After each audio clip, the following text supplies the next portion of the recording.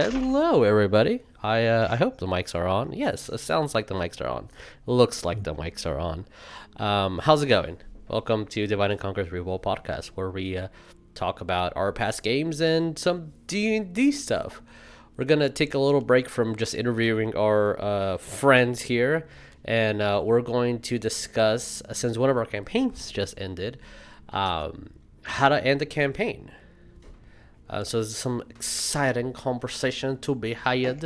But before we get to that, let's introduce everybody that is here. We have, from top to bottom, from my point of view, we have Jeremiah, Lee, myself. We have a Tabitha, a Dickie, and Vic. How are you guys doing today? Still breathing.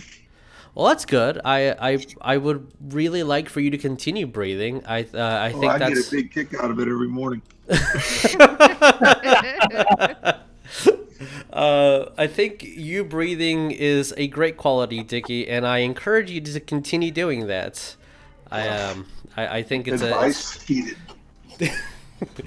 Oh man. Yeah. So how's it been, everybody? It's been a bit since we done the podcast. How is life for everybody? How is life in chat? How are you guys doing? As everybody struggles to not tell us about their misery. Yeah, nobody go at once. Yeah, not Yeah, nobody. everybody go at once. Oh, getting our vaccines, getting things started for more campaigns, wrapping Hashtag some up, vaccines work. starting some new things in the background. It's exciting. I cannot wait.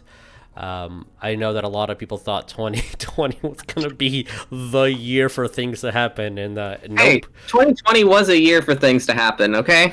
Name Yeah, one. it happened. Things happened, yeah. It happened. Okay, It happened. It did indeed. It was I a thing. am very proud of accomplishments that happened in 2020. I think we did a fantastic job, and we kept things going for sure. And in my Yeah. own personal life, I have achieved a couple of things which I'm very quite proud of. Good job on that. I'm overcoming some obstacles that my brain goblins tell me that are true when they're not really true. Starting to listen to people that I care about and love a little bit more than those brain goblins. I know in chat, Short Beer says that he made pickles today. Hey, that is fantastic That's news. amazing, actually. And Like, listen, I need to repeat his pickle recipe, but they're pretty good. Isn't that copyright infringement? No, because he gave it to me as a friend. But then we're gonna give it to the entire world. I am not gonna repeat the recipe out loud. Not putting Now that I my... have a sous vide machine that was gifted to me, I'm going to try again, and they're going to be even better. Awesome. And it says that they're getting ready for a new arc on Thursday, which is amazing.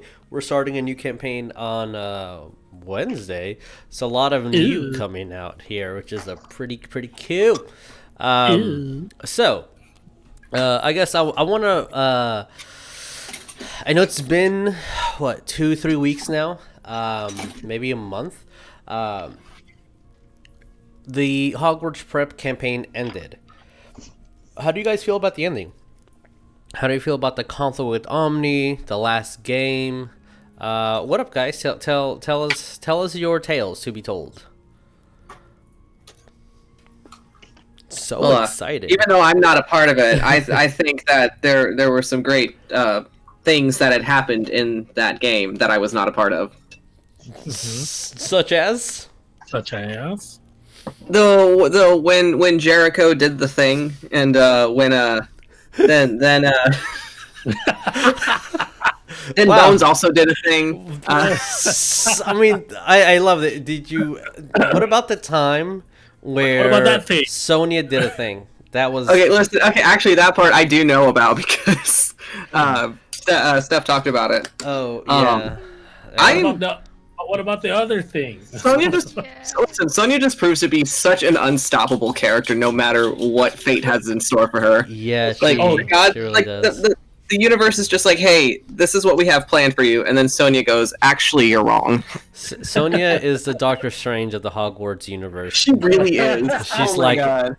already know what's happening. She absolutely would trap an eldritch entity in like a constant time loop just to Yeah. annoy them. Oh, wouldn't she? She would. Wouldn't she? That's a yeah. Wouldn't So I know that in the She would catch the the Library of Alexandria on fire because She she did. knows everything already. She don't need that library, boys. You heard it here first, guys. The reason Library of Alexandria doesn't exist is because Sonia would not allow it. So Sonia asked a question and stumped the Sphinx and burned everything to the ground because that's what she does. But yeah, just a little recap for that end fight, which was not the last session. We had a kind of like a resolution, kind of just like a get everything that you want to do out of the way session afterwards. But you guys went to a different plane, faced a lich. And everything was so clutch because you guys weren't able to heal. She was so far away that she was able to like snipe you guys before you guys were able to get there. Divine intervention to undo the unhealing aspects. What was it? Counterspelling a counterspell to be counterspelled. Like a power word kill was counterspell, so she counterspelled that counterspell. So Sonya to counterspell that counterspell of the counterspell. Yes. What else was pretty clutch? There's also I called guiding bolt yes, you for did. 75 damage. I think. I don't know. You did put one of the craziest damages out there. For now, right now, the guiding bolt when you cast it as when you you roll a natural 20 on a guiding bolt, you just call it the coal. The coal, just Because the Now, the percentage of coal natural 20 on guiding bolts is just it's pretty high up there. kind Coal. of like murderized bug. because when I do that, I automatically have every enemy in the vicinity target me. Well, don't do it. That's I mean, hey, that's okay. Cole may not be doing it anymore. Patience is picking up on that. Yeah, which is a bad thing.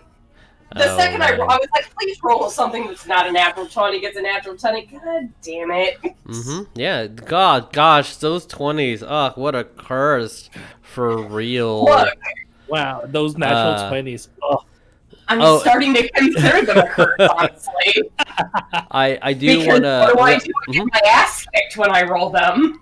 Well, don't be baby. You know? roll disadvantage all the time. I think it's funny that you are baby in the Sick World game and you're also baby in the Rise of Tiamat game. It's You know, it's awesome to me. Not gonna lie.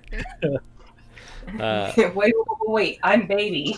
Honestly, I feel like Patience would be insulted that you called her baby. Yeah, she would actually probably be insulted. Too bad that you she called her baby.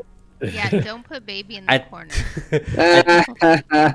At the end of the day, we're gonna realize that actually Tarsius is baby. Tarsius is baby. Tarsius is the baby. Look, I have had Tarsius like labeled as baby since day one. Yeah. You are baby, sir. Oh, Ultimately, To say, Tarsius Even though as siblings, Cordelia's younger. Tarsius is baby. although I'm gonna just say like controversial opinion here. Uh-huh. I think out of everyone in that group, Ferris is baby. Ferris is baby. Ferris is the baby. Ferris is 100% baby. I think Yeah. Ferris You- is the one who needs to be protected. You protect Ferris with your life, and Absolutely. that's Protect- She'll have a health potion for you. yeah, she will. And then afterwards, she'll play Humans and Houses. It's gonna be a Yep. great game. It's gonna be Listen, excellent. nothing can happen to Patience because if something does, Look. apparently the viewers are going to riot. All I'm saying is that Patience, you're gonna have to learn consequences at some point. Is that just towards Patience or towards me? Crowd Yes. favoritism Yes. won't protect you from God. I know that. Yes. Don't worry. You have a Minotaur in the way. Yes. Who? And who's- I love how their relationship, how their friendship is blossoming. It's cute. Yeah. Tarsius is just quite literally, not baby, but he is a big baby. He's like, all right, let me protect everybody. Yep. Yeah, he would be like that kid with the pacifier who, when the other kid is crying, just goes over to them and like starts slapping the hands out of the person who made them cry. Doesn't matter who they are, if it's their parents or a bigger kid, it doesn't matter. Yep. Oh, Yeah. I do want to point out my absolute favorite, and I'm gonna ask you guys for the Harry Potter game before we move on to like the conversation that I had. What was your favorite part of the last two games? Because for sure, the best moment of the last game was when you guys were able to reincarnate Sonia. And Sonia rolled a modified, because, it's the Harry Potter universe. So we had a modified reincarnation for what you would be reincarnated as. And of course, the ritual succeeded. You guys were phenomenal. She got human. She was just reincarnated back into her own freaking body. Which is like such a low chance that would happen. And she said you can't mess with perfection. Yeah. But and that's also why she gave pre-assigned consent. Yes, she gave knew. pre-consent. Yeah, she's like, I know this is gonna happen. I Doctor Strange this whole situation. Here you go. And my absolute favorite part of the actual conflict with Omni was not the clutch moment that you guys destroyed the Horcrux one turn before her turn, so she would have revived. Because liches be liches, and she's in that plane. She just comes back the next round, and we'll start a regeneration ability. You guys, like, it was the clutchiest fight ever. But I'm gonna say that the best moment was Neff was polymorphed into a T-Rex. Yes. Which was amazing and beautiful. So Jesus' clever mind was like, how do I stop? That's a lot of damage, a lot of HP. That's the biggest beast in the book. What about a big beast? A really big beast. So polymorph into a killer whale. Hey, you have a high con, and I think it's 30 minutes before you start, quote-unquote, drowning. So you don't have a land speed. Fly 5 feet up in the air. All right, cool. You have a shit ton of HP. You have a shit ton of con. You're not going anywhere. Anywhere, can't do anything. Yeah. Right. Like basically, Neff, it's your turn. Oh, never mind. But Neff had the Horcrux and was polymorphed. Yeah. So there was no way of this. Like, you could, if you killed Omni, there was nothing that you guys could have done. So Ferris had the great idea of giving her Vasculus venom and instantly killed her. Griswold, sorry. And Grizzy instantly killed her, and then like, all right, cool. Healing word, cool. All right, let's fucking do this. The whole thing was clutch. But Lee and Jeremiah, what was your favorite parts of that the last two games? The last two games are just the final moment, not just the big bad. Just like what out of the ending of the campaign, what was your favorite part? Dubbing the Order of the Broken Moth as Order of the Phoenix. Yeah. Bringing them into the knighthood and them wanting to join the knighthood. I think when Jericho gave Sonya the ring, it's like, you want to do the thing? Oh, yes. You want to do the thing. The best proposal ever. I thought that was pretty awesome. Yeah, Brought tears to my eyes. Yeah. It was the most romantic proposal. You want to do the thing? I mean, do you want to? I guess. I mean, that's fine. I mean, if you wanna, like, If you wanna. It's no And then biggie he's if you like, don't. no. She's like, no, not anymore. All right, bye. Wanna go she play said, with "I you? know how this ends." We're not doing that here. I think the T-Rex to the whale was a really fun thing too, honestly. That That was was just that like was really funny. imagining that whole thing on the top of a tower was just Oh my God. something else. No, the funny thing about that too is Jess was so excited to be Killer Whale because she loves orcas. Yes, she does. She was very, And then- very, very And then excited. flies above. It was like, well, can't do anything. Yeah. How do you stop the tank? Make the tank tankier. You can't move now. And unable to move. Yeah. Oh man. But I will say that the Hogwarts was, if I can recall correctly, that was my second, maybe third. I don't remember if we ever finished the Zelda campaign when I was in high school, but that was the second or third campaign I've ever finished. I've never had a game go, and usually this was the first campaign that finished naturally. Like we had a start and we had no real time frame for an end, just the idea where the story was going. And you were successful too. Yeah, every other campaign, like the first one for Holy Thunder, when we just like the infancy of DNC, that ended because half the players could not show up anymore, and some were moving and stuff. Like it ended because we needed to, because it was like we have 2 weeks and that's it. So like, So you had, like, wrote the end game. Basically. yeah, pretty much. It's like, all right, and end game now. And in the last episode, a few of the players couldn't even make it, because life and stuff. But yeah, how many games have you guys completed to an end? Like, for me, it's such a rare thing. I actually don't know. Like, does the community in general, like, do they get to actually start a campaign and end the campaign?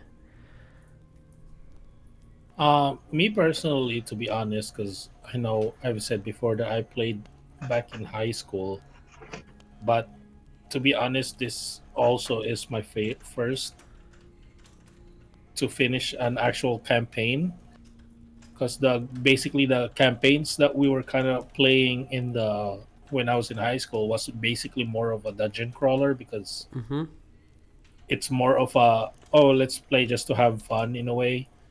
So because we're also busy with schoolwork and Life. and life, as a high school kid, basically, we have varsity. I was in soccer, and other people had like band, whatever. Yeah. So what we tend to do was basically like the DM would create just like a one shot, kind of continuous one shot in a way. It's like it will begin and end the story, and then to be continued, maybe kind of like that. So it's not really like we had a beginning and end game when we were playing. But so this was also my first time to end the campaign. I didn't begin the campaign. Well, yeah, that's true. On Hogwarts, that's the thing. Though I think I joined like around the middle. Yeah, it was pretty middle. Mm-hmm. Yeah, it was pretty dead center. Yeah. Like, I know, I mean, almost a similar situation for me when I was playing in high school and in college.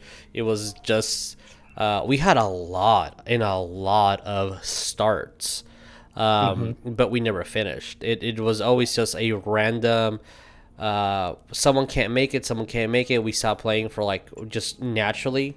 And then all of a sudden we get that itch again and we meet up and like, all right, new campaign because someone else wants to DM. Like, I really don't recall Like same an ending. people. It's the exact same people, same location. Is just we alternated DMs. We had like 4 people that kind of DM, and then at the end of the day, it was just me and my friend Nick. And then like I DM'd on Saturdays, he DM'd on Fridays, and we just like alternated. And a lot of the time, it was such a relaxed like game style because it was 7 hours of us just sitting down. You would take like an entire hour break. It would be like, all right, what does this rule book say? And then like, we just listen to metal and like it was just chill. It was just us hanging out and it wasn't anything super structurally. It wasn't like we were giving it our all and this is like a hardcore thing that we're trying to do or like a super like in-depth story. I think you were lucky if the DM received a paragraph worth of backstory. It was just like, I have a cool idea. I have a dwarf and he likes pizza. That's it. All right. Not a turtle, really? Well, back in those days, we didn't have turtles. Yeah, I mean, what if? What if But you made a turtle that likes pizza? And also, he was a monk. That would be. It's a monk. Yeah. That actually was pretty cool. I actually at one point I made a old man. He was like a human in his late 80s who was raised by dwarves. He was a monk who worshipped cord, and he developed like both physically and mentally. And he like viewed into philosophy and stuff. And everybody at the table was like, "You're making this too real. Like we don't want that. We just want to kick down the door and fight things and like eat burritos." I'm like, all right, well, I'll tone it down. It just wasn't the table for that. But yeah, what about you, Vic? How many games have you gone to the end? That I've finished? Mm-hmm. None. Really? I have Same. never completed a campaign ever. I've started campaigns. I have jumped into campaigns, but I never finished one because typically what would end up happening is just for some reason, whether it be life, whether it be drama, whether it be just people got bored, they just stop. People just stop playing. I have a question. Yes. What do you consider a campaign? I guess a single idea or structure. Wouldn't us going to the underground, to the underneath, completed that? I would that view not be completed campaign. I would kind of view that as an arc, Like a chapter. Yeah, like a chapter in the overall story, because you still have the overall presence of the mosh too. That's a situation. Okay. Fair enough. But I mean, sometimes campaigns are just 4 sessions, and that's it. Yeah. That's the idea. I'll say in terms of like playing a game where the story was like not completed whatsoever. I have many of those. Yeah, same. I can recall so many characters and so many ideas, but just like we played a couple of games, and I don't really recall what happened, and that's it. All right. Yeah.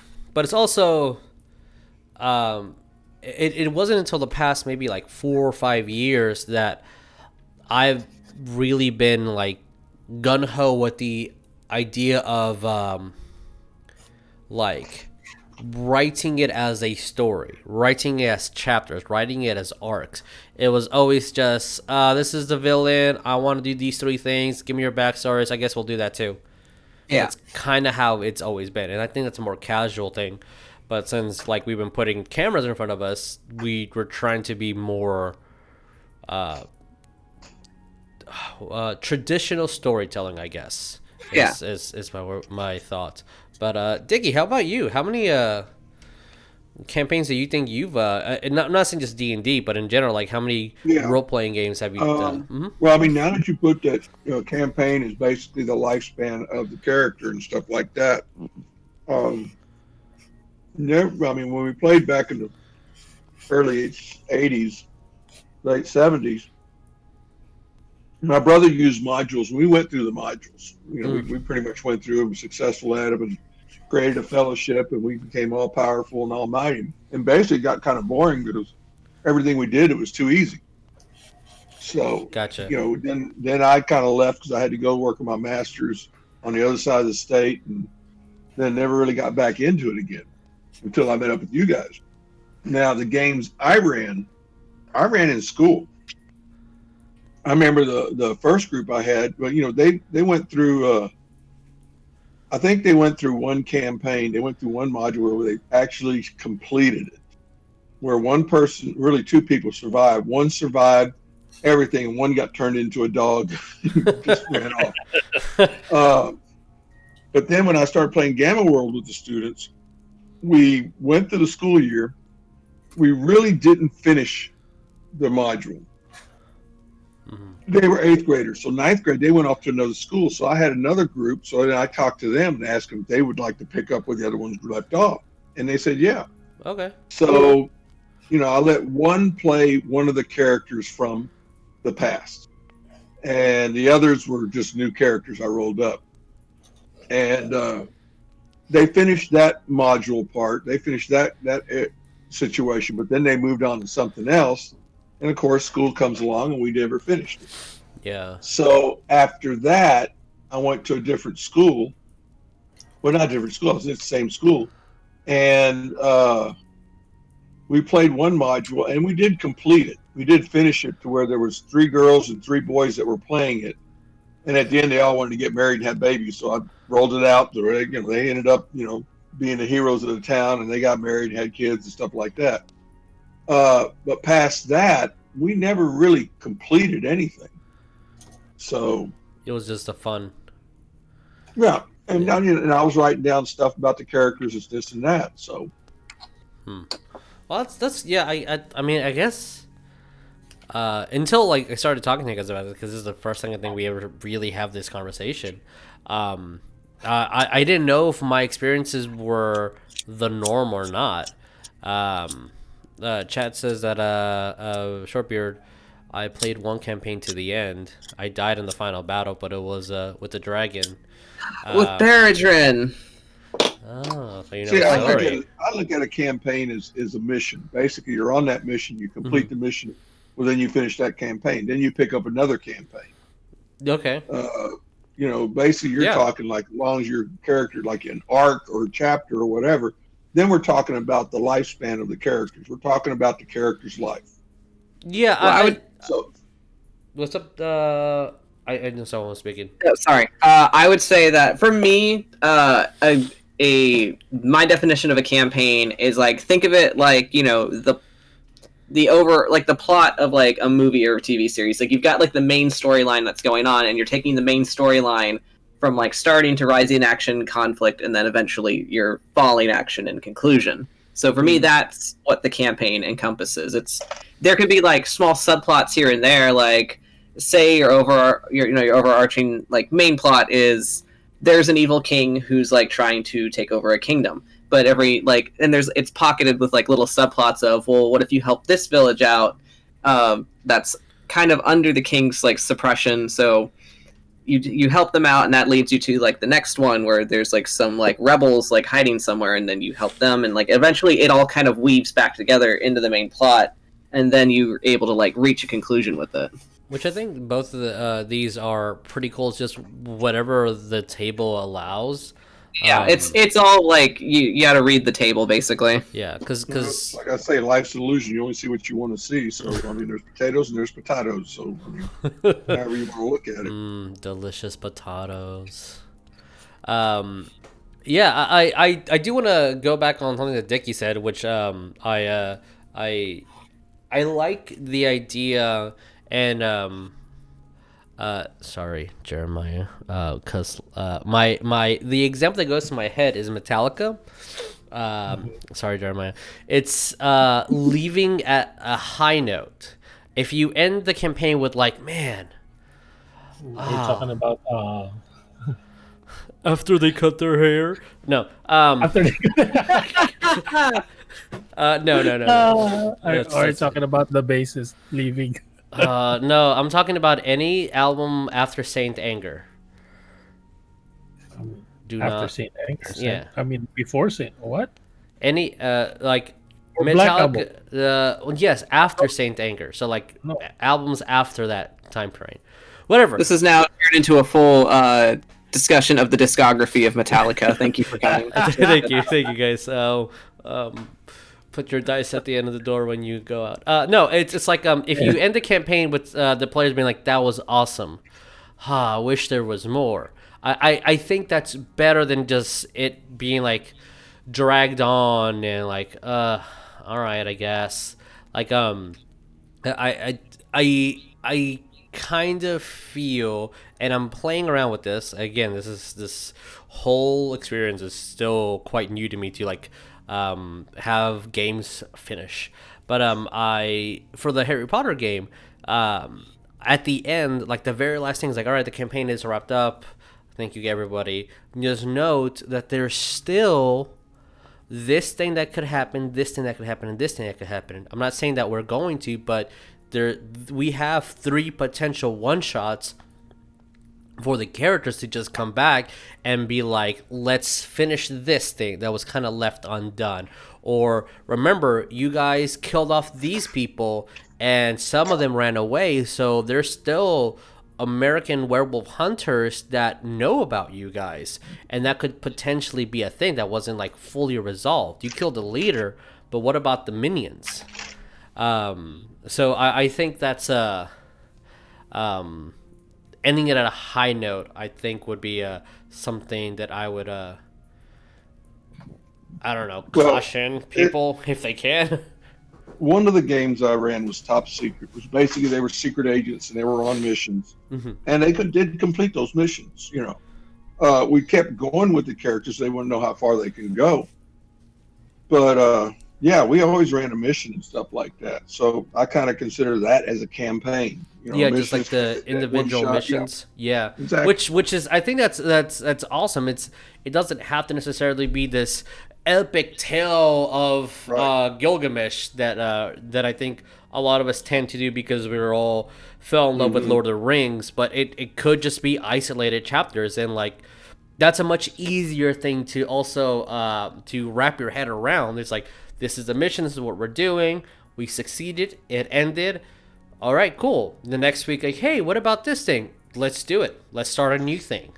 And I think that also has a beauty to it. That's really, really cool. I mean, it's kind of looking at like a scenario like one's a battle and the other's a war. The battle's that one little short thing, and if you're still working on the bigger thing, then that's the war. And it's still part of your campaign, I guess. Yeah. I guess it's just perspective. Yeah, for sure. I just know that I guess for me that's why, in my mind, I would say that I have not finished the campaign. I really, and I can't remember what the ending was. I think we all just got crowned, and like my character stole a lot of money, because I have in the back of my character sheet it says I stole everything. So I know that was a joke from the DM, but I don't quite remember what it was. I mean, it was like, what, 15 years ago? Yeah, it's you're at a ceremony. Some princess hands you a medal. There's like a weird, tall, hairy guy there too. Yeah. Yeah, something like that. Yeah. I know that the campaign's left with like what could have happened. It didn't feel set. We didn't finish the mission. We left in the middle of the mission, or somebody's down, or like it. Just a lot of questions. We've never. Nothing was ever structured like it sounds like yours are. Where like, this is our objective, this is what we're going to do. It was just like, we'll see where we go. I know that when in high school, which is DM'd a little bit differently than college, it was a lot of, I don't know what's happening, with the mentality of like, I don't know what's behind this door until you open the door, which is a different style of DMing that I would prefer. It's just like, we'll see what happens. Oh, okay. Roll me percentiles to see what random encounter we go through, or like, what do you want to do? Let's just roleplay for 3 hours in the tavern. While some people are distracted doing other things. That's why it always felt incomplete to me. But I think also the way you're talking about that, and then also looking at how we're doing it now, when you're just sitting down and decide you guys are going to play, it's usually just something thrown together. But when we're meeting on a weekly schedule and give ourselves a lot of time to play, you can go more in depth to it and create the story even deeper, and the story does continue. So I think it's just how you play it and how you look upon it. It determines how the game goes. Yeah, for sure. Because every table will be different. Even the same players, as long as like just shifting the dungeon master, the game master, is going to be a completely different vibe. Like we've Tabitha, Vic, and Jeremiah have DM with the exact same people, and it's just every single game is different. It feels different, and it all has their own spark and their own beauty to it, and it's amazing. Yeah. Hear me out. What up? Here's a fun challenge. Do it. So say for instance you take our main campaigns. Yes. We have Rise of Tiamat, we have Sacred World, and you flip the Dungeon Master and see how different it gets. What the hell? Yeah. Oh, Yeah. Can you imagine? I can imagine the change, to be honest. Oh man. What are you envisioning, Jeremiah? Um, the Rise of Tiamat is gonna be it's gonna be very gritty and very dark. I'm not gonna come bursting out of the ground like on day one. We're like, oh shit. My goal would be to make Alistair cry. No. Where did you get my notes for the comic? Get out of here. That's exactly written on the top of my list. Make Alistair cry. I kind of want to see how Vic would DM the Arthurian game. I would be in. I would have Lynn over my shoulder constantly. That's exactly what feeding me nothing but Arthurian mythos. And I'm just like, okay. And she's like, remember, it's Caliburn, and I'm like, I'm sorry that I forgot that one time. It's. I forgot I accidentally said Excalibur. Okay. It's like either Lynn yelling at you and you being an absolute wreck nervously, or it would be the alternative, you playing and Lynn's like, all right, bitches, let's fucking spend 20 minutes putting on this armor piece because it does not take that long. This is the rules on how to do that. Oh, you think you're gonna wear that chainmail without chafing? Nuh-uh, buddy. You better wear a gambitson under that. Like, shit. Oh, I love her. Yeah, it'll be fun. Some possible things that just sort of like little notes on how to end the campaigns. I heard that some people, what they do is they have a half session for their last campaign. So like half the session is just the, not epilogue, what's it called? Where you're Prelogue. like prelogue. Is that like the ending where like the DM just narrates the end? No, that's That's an epilogue. That is epilogue. Okay, cool. So so like half the campaign is an epilogue, and then the other half would be like a session 0, having one last mission style thing. I know that we have like an entire session for session 0 just because it's quite a lot of things to do. I love the idea, and it's never happened, and this is the only time where like the Beholder fight with you guys was like that. Don't remind me. I'm just saying, like that was a tough fight. Like you guys, I mean, you all experienced it, but I think I'm gonna go with the one that emotionally scarred us. the one that has emotionally scarred the entire campaign.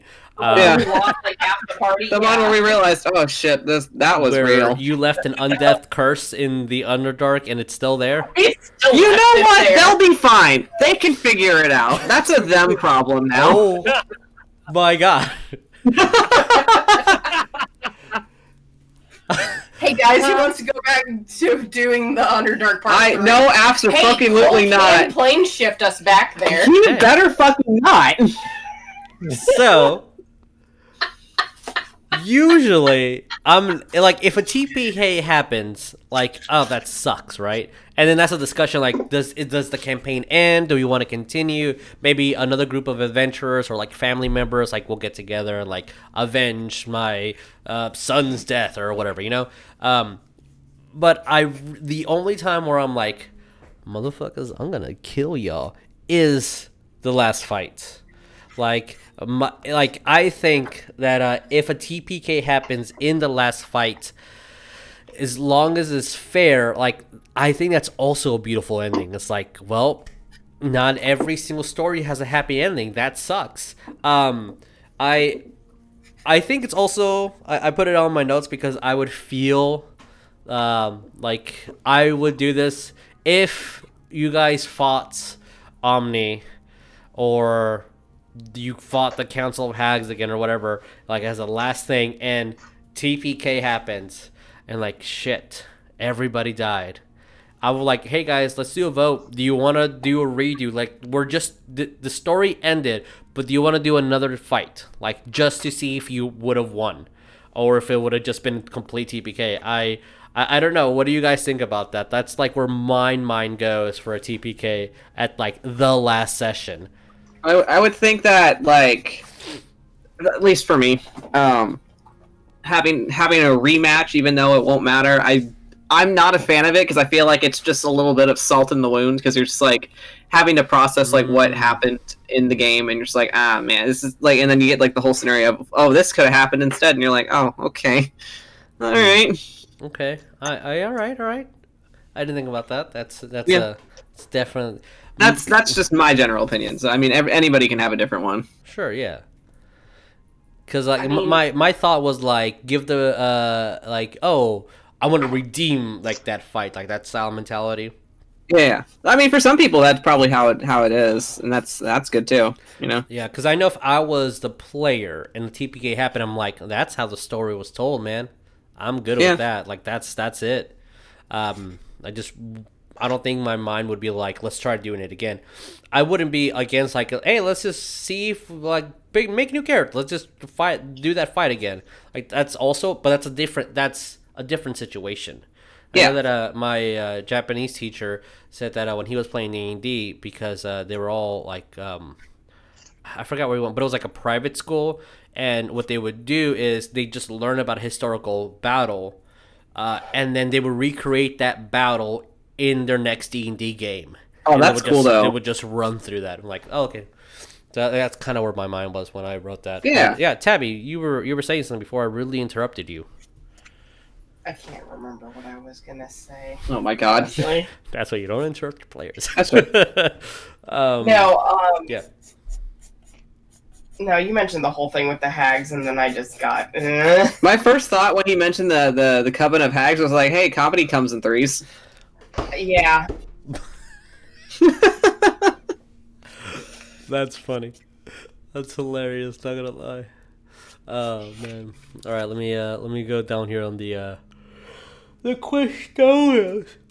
Don't you dare yawn in that microphone. Hey, look, man. This is a professional setting. My mouth moved to the left. It's not my fault. This is a conditional mic. Fair. I'll allow it. yes. What's up, Tabby? I don't know. All right, cool. Sorry. We keep interrupting her. She keeps losing her thought. Mm-hmm. Yes. Yes. Yeah. No. What is it? I don't know. I don't know. Yes. Okay. Darling. Don't you dare. Don't use that tone with me, Jeremiah. Do not ever Oh use my that tone of God. voice with me, young man. I want to. Oh yeah, I think you're like what, 12 days older than me. The the BBEG, right? Like this is the final thing, and I think because of American styled movies, like that's what we expect, right? Like we're gonna have a conflict at the end, and then surely that's how Yeah. I write things. Like we're gonna have the final conflict. Especially D&D's a half, if not 90% of your abilities are combat focused. So like we're gonna have a fight, and there's nothing wrong with that. We can't all just be Doctor Strange and trick our enemy into an infinite time loop. We're not all Sonya. We're not all Sony. I just want to try to like, hey, when you do the BBG, I think 5th edition did an amazing thing when they did like layer effects and legendary actions. Like it gives it oomph to the fight that wasn't there in previous editions. But things such as like changes of terrain, don't just make it a let's dish out HP and like damage and that's it. Like try having like cinematic scripts or like specific situations where like emotion will get involved, like hooking players' backstories. So like that's what I'll offer the question to you guys. What would you do to like make the BBEG battle more than just I hit, you take damage, you hit me, I take damage? To avoid spoiling anything in the future, I just won't speak. That's fair, I guess. That's But not still. a terrible thing to say. Yeah, you know, We are in a campaign with you, and we are there is a definitely in the. BBG at the end. There is a BBEG, and we are in the Physically second can book. throw hands with Tiamat in my game. Let's settle down with the biggest queen in hell, quite literally. I was no, low hanging fruit. Not taking that joke. I mean, does it hang low? Oh no. How low does it It's hang? not lower. I was just like, wait a minute. Grayson's not in hell currently in my game. Wow. I joke, but I love him so much. What? Grayson meets T the Wise. Oh, And oh boy, that's a that would be very interesting. So this is how I'd imagine it. Okay. So this is how I'd imagine Grayson meeting T the Wise. They start talking about magic and spell components like they're talking about appraising wine. I can see that. I can see that. I can see that. It's exactly how they would do it. I can see that. So, without spoiling anything, maybe, what have been some endings in some like films that you've liked and maybe like, oh, that's a cool idea? I have a For me, at least, in my personal preference of like things that I've liked as like final showdowns, and like it could like there is a fight that is transpiring. You gotta hit the bad guy with your sword or whatever. But I always like combat encounters where, you can fight them and you can be in a fight, but maybe the solution to that fight isn't to kill them dead. Yeah, That's always fun. I know there's a little hard to translate things for movies specifically, just because it's always like the hero. It's how does that person persevere? And usually, on which like I get it, but I'm kind of tired of it. Where it's, I mean, I've seen it 100 times, and like my favorite anime, Saint Seiya, where it's just like, I'm just not gonna give up, and I'm gonna fight this thing to the bitter end. And like that's their will is like what like their will is stronger than the villain's will, so they win. Like you can't really translate that. I think I haven't thought of Spirit of hope. Yeah, to like how to translate that into a Star Wars. Just shoot the thingy. Just shoot the hole. Pew pew the hole. Or you could just. Or it's like the villain's just like, it's like, aha, I am much more powerful, and now you will die. And then you have characters like West and Sonya that go, no. No, Nice you can't try, do that. but no. Nice, it's a good effort, but we're just gonna tell you no right now. I I like like to do whenever the villain and the main villain and stuff like that, and they get wiped out and everybody's victorious. It's the little underlings or it's the people that were in the story that survived, like they really weren't in the major mix of it, and you can use them as a revenge factor. Yeah, that's good. Their master. That's a good one. Yeah, Me personally, I like to go the Ganondorf route sometimes. Well, explain. Ganondorf. There's like, so you're in your final boss fight, and then you're like, yeah, I defeated him. No, there's 7 more rounds with this bitch. Okay. Dear God. And he's gonna take a new form every time just to piss you off. That's the Frieza to me at least. That's the Dragon Ball. Yeah, basically. Yeah. Yeah, it's the Legend of Zelda. Yeah. Angel thing. That's true. That's true. Zelda does that a lot. Here's Yeah. another thing too is I have a love-hate relationship on this, but cliffhangers. like for example, what I did with that quote unquote DM thing that I did for Zombicide, that I created a story on Zombicide, is basically I cliffhanged the ending of it. Yeah, which is totally cool. Like you have the story, you wrote it, and like people want more. I think that's fucking amazing. Cool, y'all are gonna hate my ass. Oh no. Why is it cliffhanger too? I love cliffhangers. The I one love thing cliffhangers, but I hate it too at the same time. Like, what happens next? I will say that I think my and this just might be because at heart I am a pacifist. My my all-time favorite ending for anything has to be in Avatar: The Last Airbender, Yes. where like Yes. how Yeah. like that was Like I said. Don't kill them dead. Yeah, sometimes the solution isn't to overpower and use violence in order to stop the Yeah. bad guy.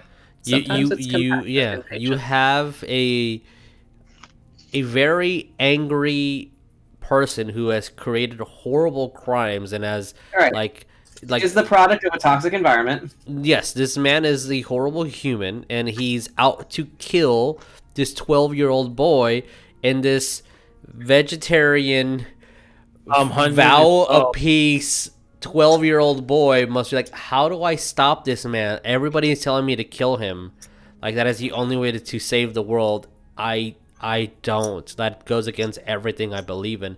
How do I prevent him from killing people? Because if I don't stop him, he will kill more people.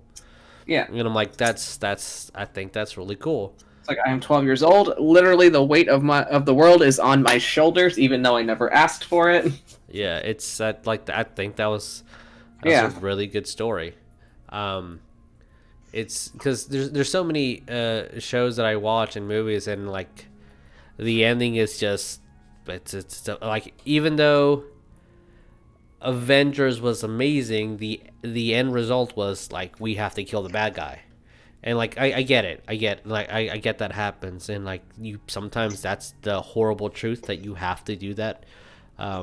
It's just that's why I was so like, damn, I really love that Doctor Strange ending where it's just, I'm going to trap you in a time loop.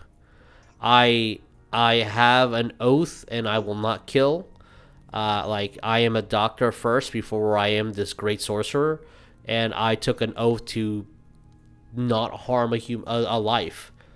yeah. So, how you defeat the bad guy? Make him rage quit. That's what Doctor Strange did. That's what Doctor Strange did. Yeah, let's rage quit. Nope. I know that that it's also kind of, how do you do this, right? And it has to be a lot of like, I think it has to be a lot of the DM understanding the players. But one of the greatest stories that I caveat cliche thing is that at the end, the hero, and this is why it's kind of hard to translate because it's one person, but the hero has to sacrifice something in order to win. How do you translate into D&D when there's like 5 or 6 people?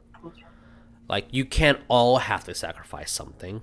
Like, but if you choose like, oh, is Jeremiah's character who will have to sacrifice a thing, that kind of elevates things a little bit to like a spotlight situation more than the other people. And I don't really think that's fair. But I don't think there is an answer.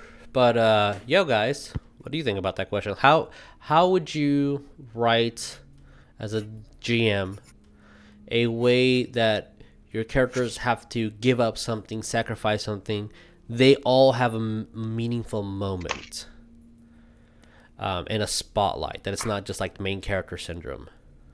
Spoilers. Oh. For your game, that's right. Spoilers. Oh boy. Do you have something like that I in make mind, no Tabby? bitches think. Okay. I mean, that's cool, and I guess we won't know until we do that. Fine, keep your secrets. What's the meme? Keep your secrets. All right, keep your secrets. Oh, this is that. Mm-hmm. Yeah. Okay. The little From Gandalf the- and your Lord of Frodo. the Rings. Yeah. Yeah. Huh.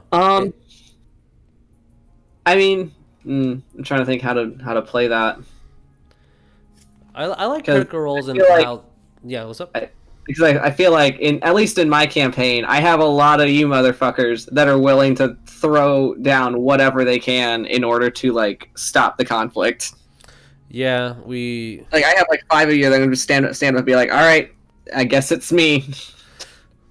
And it's just gonna be that moment where it's like the Spider-Man meme. You're all pointing at each other like, "No, you're not sacrificing anything. You're not sacrificing anything." And then you're all like, "Don't fucking tell me what to do."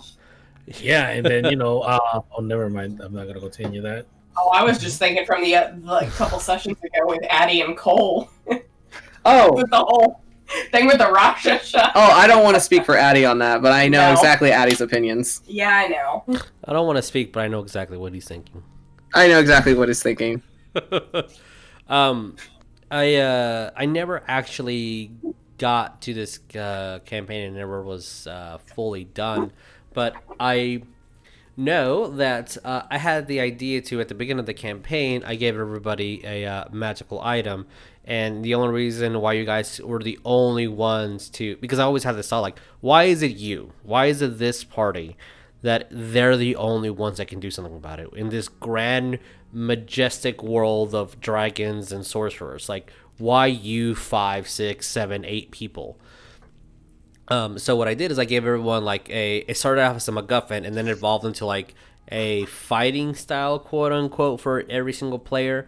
And then that evolved into like this amazing magical weapon. And so what I was doing was at the end, if you guys combined your specific like weapons, your specific like tokens, like it wasn't necessarily damage, like oh, you're grappling, this one paralyzes, this one does these other things, this one takes away some abilities, like you had to combine them, and that was the only way to defeat the big baddie.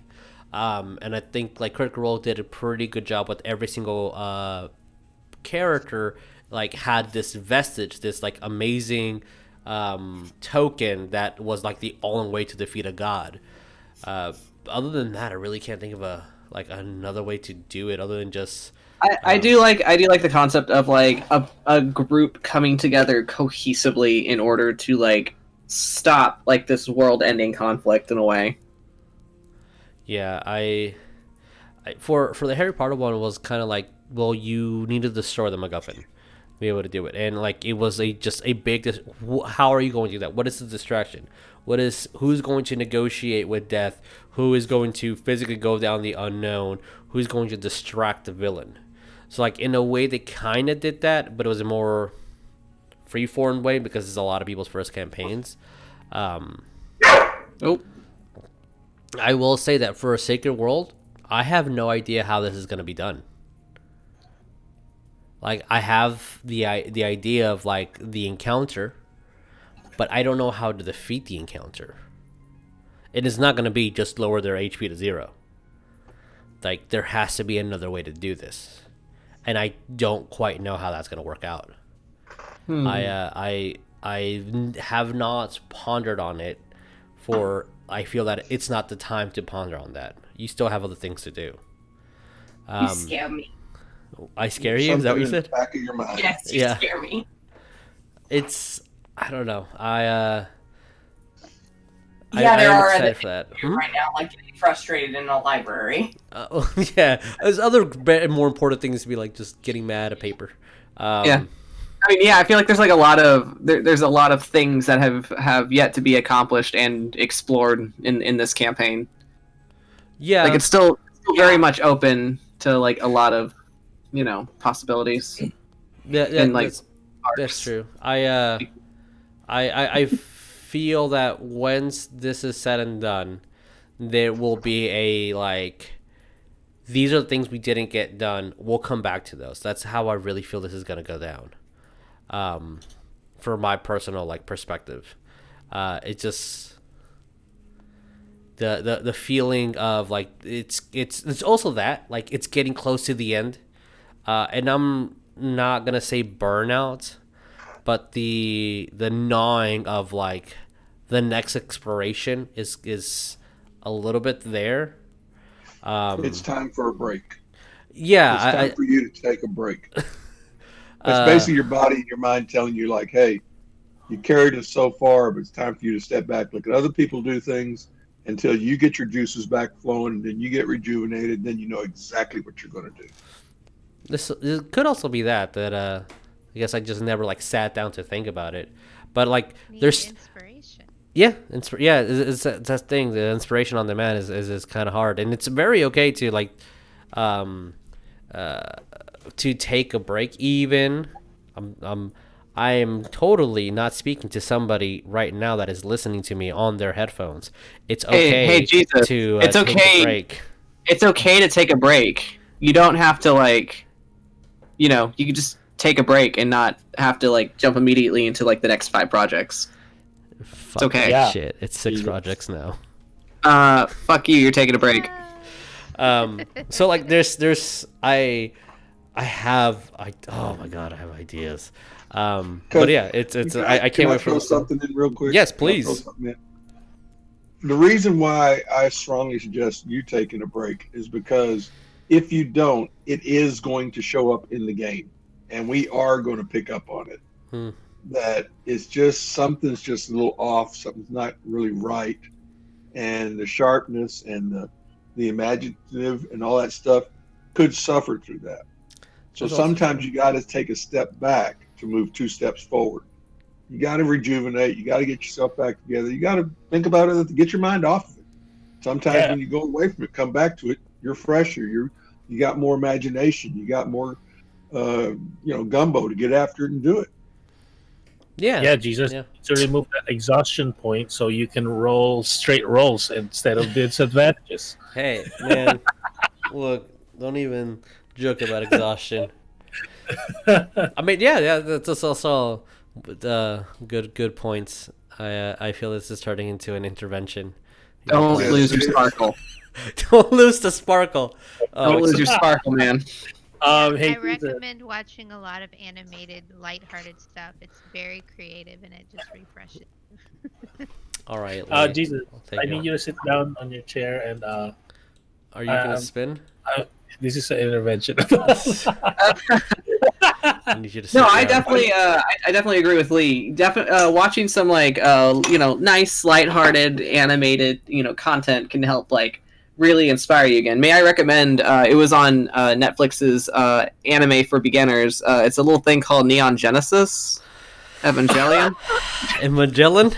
Nice. Evangelion.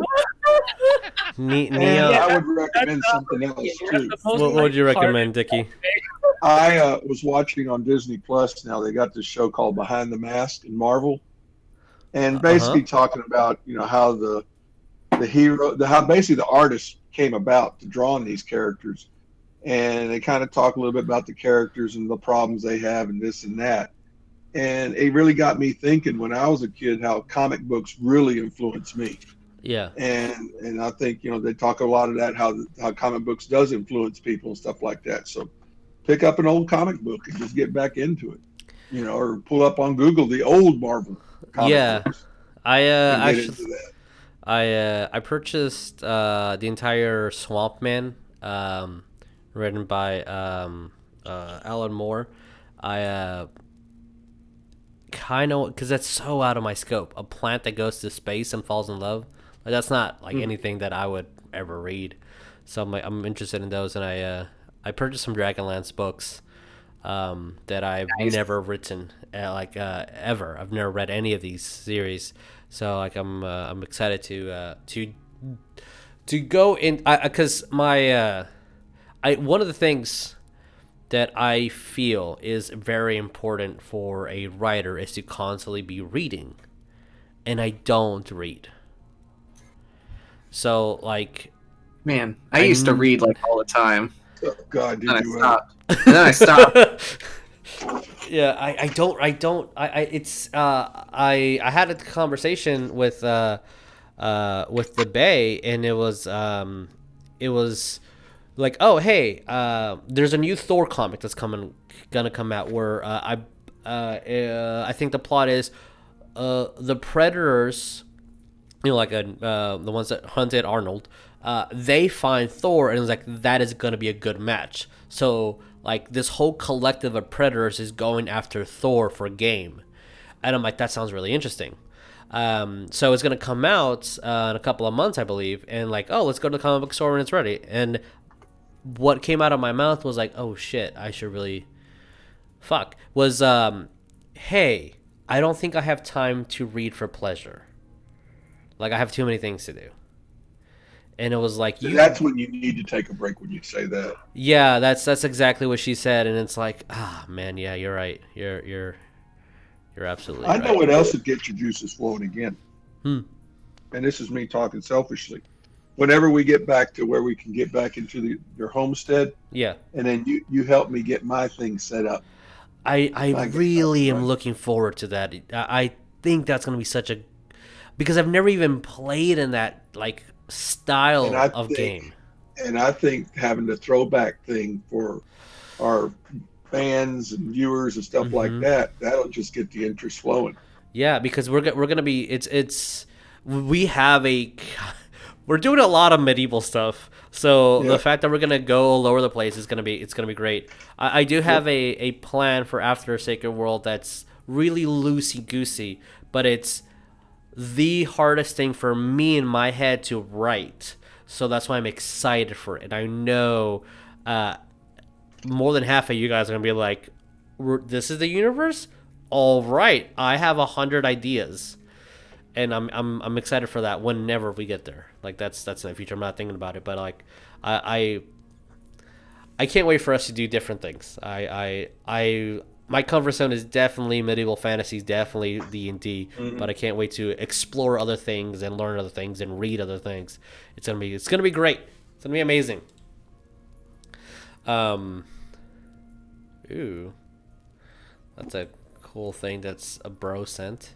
But yeah, so I guess back into the topic of ending games. If we're starting a new Not topic, how to start permanently, them? not permanently, but just ending the games. Yeah, just ending games. How do you guys? What would you suggest to transition? We're ending something. We're gonna start a new thing. What was y'all's advice on that? Be I guess for the last little bit of our time here. Well, Go for it. I would think that, if it's going to be a new game, like you said, most of it's in medieval genre that you've been having, your Hogwarts and stuff like that. What I'm bringing is something totally out of left field. So there's going to have to be a little villains and vigilantes 101 to kind of go over the rules, go over the game, so everybody can kind of have a feel for it and have an expectation of what to expect. Yeah. I like what you're doing with Hogwarts, everybody re-rolling new characters and stuff like that. Well, we've already got the characters set up and stuff like that. The only thing missing is Tabitha's superhero name, which I'm just calling it Tabby right now until she can come up with something better. We'll figure one out.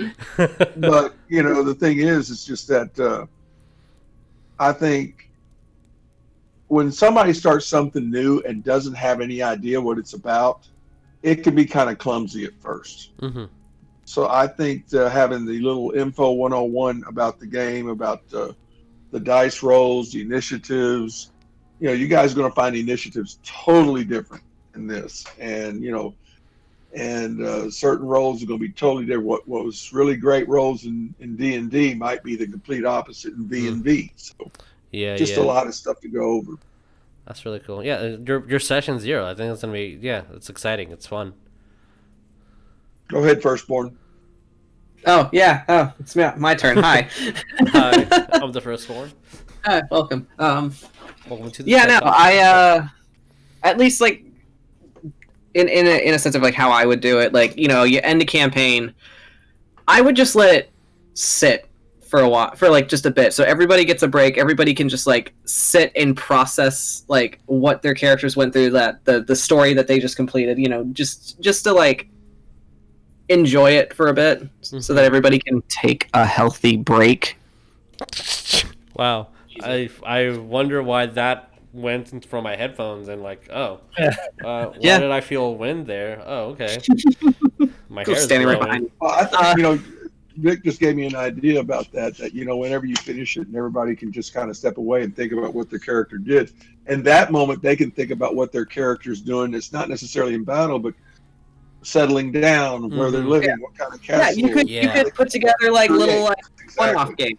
games. Yes. Just like, Yes. hey, like you can like, I think in my opinion, I think this would be a fun idea. So you run like a couple little one shots like here and there, just to kind of like help people kind of like ease out and then go into like just to prepare for the next campaign, so that they have like all the closure that they need. Yeah. Say their characters survive the end of time in like the big confrontation. Yeah. And so you come up with like a couple little like one shot series, like, well, what's this character going to be doing, what's going on with them? And so you have this one shot that's like focusing on like all the things that wrapped up in their life. Then you have like you can move on to the next one, and like you can just do them in like different styles, like Yeah. like for like if you have like a bard, like you have like a series of like ballads that are like retelling Mm. the adventures. So It could be like geared one of more the towards characters. that player, that character, and then like all the players are participating in that. Yeah, they're all participating, and like it feels like a special moment for each and every person. That's cool. It's like a love letter to each character because they put so much time and like emotion and literally their everything into a game. So you're wanting to show that appreciation to them. Yeah, I like that a lot. It's you have added a lot of things in how I wanted to continue on one shots for Sacred World. Aw. So that's awesome. I like that a lot. I am 100% going to steal your idea. Okay, I mean, hey, take it. It's out there. We're part of the group. Yep, exactly. From I want to hear from the players. Those of you guys that don't DM that much or GM that much, how do you want the? Because a lot of times it's a social contract where the DM's like, this is what we're doing, and you guys are like, yeah, I want to be part of that idea. What about you guys? Any thoughts of like ending the game to transition to something new? Don't yell at me. So many ideas all at once. It's just quite a bit. It's just so much. Right. Or is it just the like, whatever, bro? I love it. Let's just keep doing it. Really? Okay. Okay. Wow. That's an opinion there. Is No, Deep in sorry. thought. yeah. Broke up on my end. That's why. Oh, you broke up. Oh, okay. So now you have to Technology. repeat the question. Oh, Well, he was raising his hand the whole time. You have to see him to do it. You didn't just see have him? to- He's been standing there raising his hand. Oh. Being Horseshack. Ooh. Did you hear the question, Jeremiah? Is it a no? Yeah, that sounds like a no. Okay. Just repeat this. Okay. The question for the So hey, players, what are your thoughts from your perspective of ending a campaign, ending an arc, and transitioning into something new? What would you want the DM to do, or the GM to do, or like the group to do, or like just any tidbits, anything that flows to that brain of yours? I mean, what kind of Vic said already, and kind of what we did on the Harry Potter game is, just like a little epilogue session, kind of like that. I think that was basically like a good ending. Yeah. Instead of just ending on the big baddie. Oh, you defeated the big baddie! Yay, victory! And that was it. Like, I feel like The the end, epilogue. roll the credits. Nice, Yeah, you roll know. credits. Yeah. I wanna add on to I would like to add on to my initial idea just as an afterthought because because I think it would be this is just me. This is how my brain works, and maybe it's because I'm also a DM, but it's like give that character a chance to DM and tell their story. Yeah. For their one shot. That's I like that. I know for the epilogue thing that we did at the end, it was like I tell everyone like, hey, because especially we, which you don't necessarily always have this opportunity or chance because of COVID. We like this is the only day for do the BBEG stuff. Like if we don't get it done today, then we're gonna have to transition to Roll20. So like we'll it's most likely this is BBEG, and then the next game is going to be Endgame. So think about what you would want to do. If you survive, what do you want? You have peace. What would you want to do? And then just the DM just listens. It's their spotlight. They're controlling the scene. They're controlling the pace of their section. But letting them control the pace of the and the story for an entire game sounds really cool too. I think I really like what you did with the epilogue again, where it felt like, you love these characters. You've been these characters for so long that, you get attached. And it's nice to think that you give us hope that maybe we might see them again, Yeah. Hope. I think hope is good. that's a really meaningful thing, especially if you reach the end of an arc, because then you're thinking, okay, this character's grown to the next level, and I get to potentially in the future maybe think about what they would be then. It's not like they leave you. It's just like, it's not goodbye. It's just see you later. That's good. I like it. Oh, that's I think That, that's how dare beautiful. you pull my heartstrings like that? Yeah, I think Uh, that's amazing. I love that, Lee.